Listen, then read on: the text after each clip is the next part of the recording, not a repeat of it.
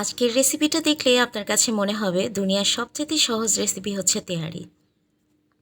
বাড়তি কোনো মশলা ঝামেলা ছাড়া ঘরে থাকা সামান্য কিছু মশলা দিয়ে আজকে তেহারিটা রান্না করব।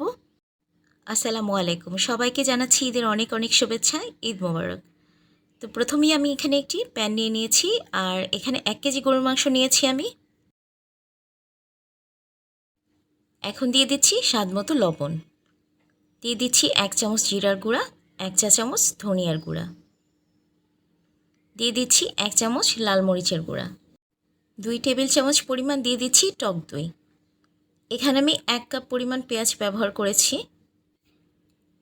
এখানে নিয়েছি আমি 4-5টি এলাচ, 4-5টি লং, 2টি জয়ত্রী ফুল আর 4-5টি দারুচিনি, 2টি তেজপাতা এখানে ছোট ছোট করে কেটে দিয়ে দিয়েছি। এখন দিয়ে দিচ্ছি 2 চা চামচ আদা বাটা, 2 চা চামচ রসুন বাটা। এখন দিয়ে দিচ্ছি 15 থেকে 20টি কালো গোলমরিচ, চাইলে এটা গুঁড়ো করেও দিতে পারেন, আমি আস্তই ব্যবহার করেছি। আর দিয়ে দিচ্ছি 1/2 চা চামচ পরিমাণ গরম মশলার গুঁড়ো। বেরেস্তা তৈরি করেছিলাম, তো সেই তেলটাই আমি এখানে 1 কাপ পরিমাণ ব্যবহার করেছি। আর দিয়ে দিচ্ছি 1/2 কাপ পরিমাণ সরিষার তেল।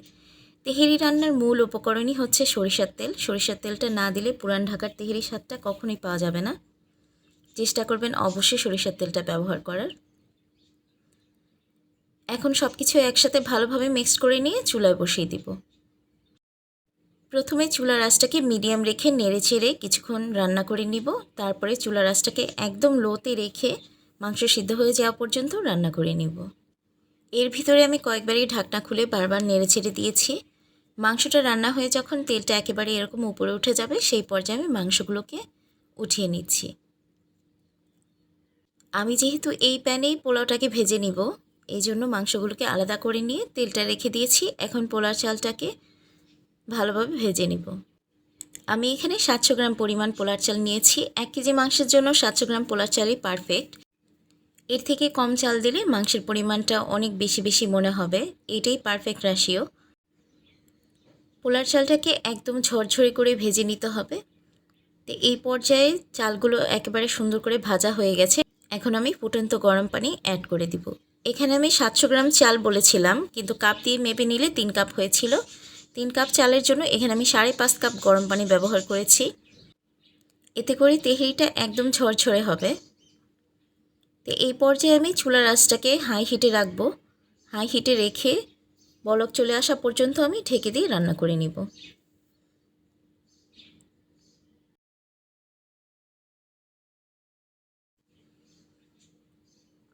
এই পর্যায়ে আমি মাংসগুলোকে অ্যাড করে দিব।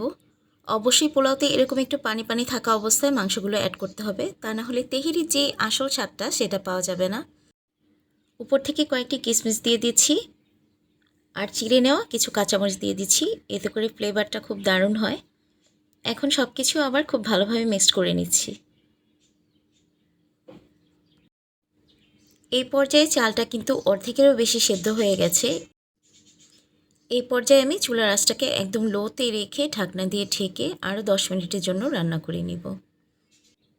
আমি যেহেতু এখানে মোটা তলানিযুক্ত পাতিল ব্যবহার করেছি, তাই দমে দেওয়ার জন্য আমার এখানে তাওয়ার প্রয়োজন হয়নি। পাতিলের তলাটা যদি পাতলা হয়, সেই ক্ষেত্রে আপনি নিচে অবশ্যই তাওয়া ব্যবহার করবেন, তা না হলে তলা থেকে পুড়ে যাওয়ার সম্ভাবনা আছে।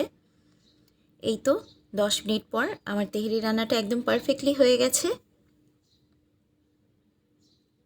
দেখে নিশ্চয়ই বুঝতে পারছেন যে কতটা ঝরঝরে হয়েছে।